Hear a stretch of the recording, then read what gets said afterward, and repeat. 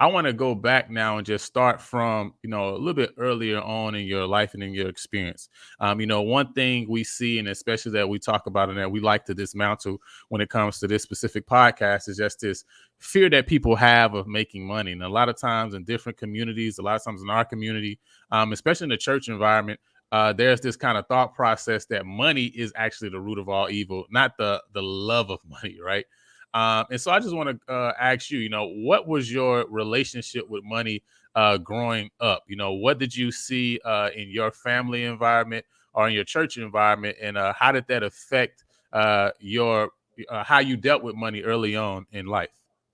Well, just being honest, I grew up as a Baptist in a church with my parents and my two brothers, and my parents are deceased. My mom, my dad is, and my stepmother. But growing up, my father was a General Motors employee. He worked at General Motors for 35 years. He took care of the family. My mom worked in the school system, and my dad was able to, he paid the bills. We owned he owned a home. And matter of fact, the home I grew up in, I still actually own. And That's awesome.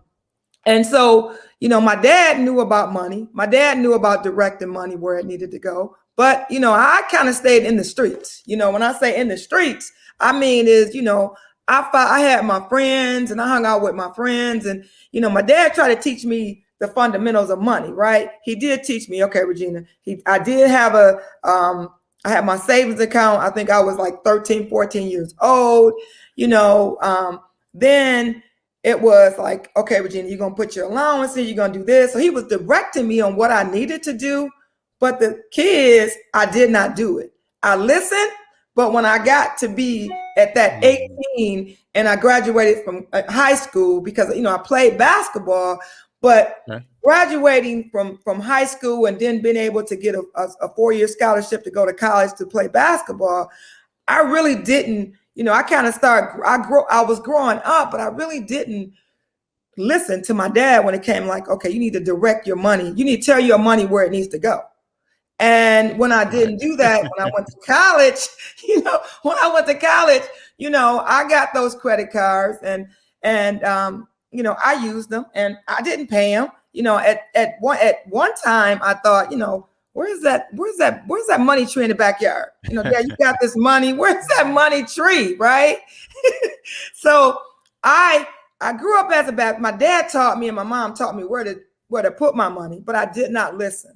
Right. And so but when doing that is, I did when I was 18, 19 years old, I was listening, but I wasn't listening. But when I was 20, I told Mom, I said, Mom, I heard my mom on the phone when I came home from school one weekend. She said, she was talking to one of her friends. She was saying, yeah, I'm going to close this credit card. And, because I'm not using it, but I hadn't had this credit card 20 years. Boy, you know what? A bell went ding, ding, ding, ding in my head. I jumped up. I waited, till she got the phone. I said, Mom, don't close that credit card. You've had the credit card for 20 years. Mom, add me as an authorized user on your card, so that you can help me start developing credit. Now, man, you already know I had a card that just got charged off, right? But I said, Mom, add me as an authorized user on your card. She said, well, I don't know if you're going to be able to pay the bills. I said, Mom, you pay it. We'll use it. We'll work it out. So I was start reading when I was 18, 19 years old and 20, like, how do I get my credit together? Or how do I come up from a mess up or from a pile of boo-boo? How do I get back into the lane that I need to be in after I made a boo-boo? So that's when I start getting my niche of growing up. I know I always give you a long story, but I always believe in giving. Oh no, no. That we love the stories here because the stories help us to really retain the information. And that's one thing we always say. The Lord puts everything as a narrative all throughout the Scripture, so it's something to telling stories, right, and putting principles inside the stories. And so that's very interesting. Just to hear. How your dad was very, very particular at trying to create this environment to say, hey, Regina, look, this is what you need to do with your money. All right, he would even set up bank accounts for you when you were younger in order for you to actually have those principles. Yet when you got to 18, as many of us, in our younger selves do, right? We listen, but we don't listen. It goes in one ear and out the other. And so you got 18, you started using these credit cards, but now you get to the point, you hear this conversation with your mother, you say, whoa, whoa, whoa, whoa, whoa, whoa, whoa, mom. Make me an authorized user, right? So what was it the fact that you what brought you to the position where you started wanting to get some more information on how to build credit? Because you're in school and you started just kind of grab these credit cards that have been offered as many times, these companies go to school and do these things, offering free pizza, sign up for credit cards, right? But what was it that you saw? What happened that made you say, I need to now learn about building credit? Was it a particular situation, or did you kind of get something in the mail that showed you like how much you owe? Like, what was it that actually made you say, okay, I need to actually fix this? That's a great question, because when the mail came, I did one of these. I was like, I'm not opening that up. I already know what it was, right? And so I was one of the many people in America that get bills, right? And didn't open them up. They would sit there, and my mom would say, you have mail, because even though I was living on campus, right, I still used my home address. Right. So my mail at home was stacking up. And my mom and dad was like, well, Regina, what's you got mail over here? What's going on? So mom and dad kind of start opening up my mail. It's like, okay, well, what's going on here? And the light bulb came on when, I started seeing, my dad start buying rental houses. My dad was going to get a car, and I started looking like, wow, I want to be able to do that. I want to be able to go get what I want when I want it. That's what I want. But I didn't know how to actually do that.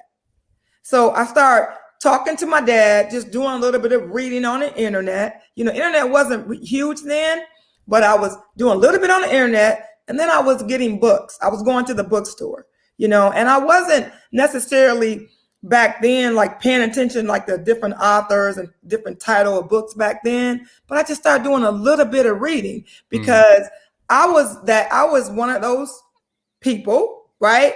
Or where when I got my first house, I wanted that $500,000 house on a shoestring budget. Right. Or I was one of those persons who wanted that Range Rover, right? And on a shoestring budget, because I knew I could afford it, but my credit didn't show that I could afford to pay it. So it's a difference. I just gave you two nuggets. Right. I wanted what I wanted, right? I wanted that $500,000 house, that $400,000 house. I wanted that Range Rover, but my credit, I didn't have the credit to suffice that. It didn't show that, okay, Regina, you had this $30,000, this $40,000 loan, but you want to go get an $80,000 loan on, or at least on a Range Rover, or you want to get that $400,000 or $500,000 house. I didn't have that, because the mindset that we have right now is, we got the mindset is, oh, I can afford it. Don't tell me what I can't afford. I can afford it. I know what I make, but you haven't displayed it. So it goes back to the fact that you got to start with that little car, maybe that you don't want. Back in the day, I remember when I got my first Grand Am, Pontiac Grand Am. I started working at the dealership in 1998. My Pontiac Grand Am, that, guess what? My dad had to put in his name when I graduated from college, because I could not get it in my name. And, and I didn't want to, my dad was like, I'll co-sign. I was thinking to myself, oh, no, you won't, because I already knew who my credit was. And I didn't want to open up a bag, a can of worms, right? Right. So I had to start with that Grand Am, then work my way up to what I wanted. Because here's the thing with me is, if you tell me I can't have something, then I'm going to figure out how eventually I'm going to be able to get that. Yes. So my whole point is right now, it's like, You know, if you're going to look for a vehicle, and it doesn't matter what state you're in, Mm-hmm. you know, if you never purchased a vehicle before, or you had bruised credit, you went through a divorce, maybe someone passed, maybe you lost your job, maybe just life happened, right? Mm-hmm. You get that car, you know, you date that car. Hmm. You don't marry it. You know, the worst thing you Mm. want to do is marry your spouse, you know. Right. So you date it and then you get out of it. And that leads into my course, you know.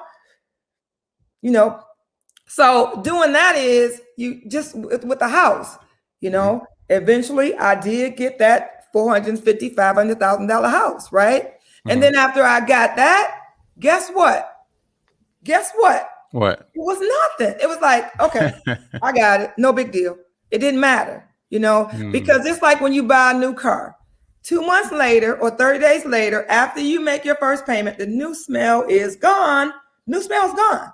Mm-hmm. You come into reality after you make that first payment. Mm. But I strive on a person telling me no, and then I figure out how I'm going to get it.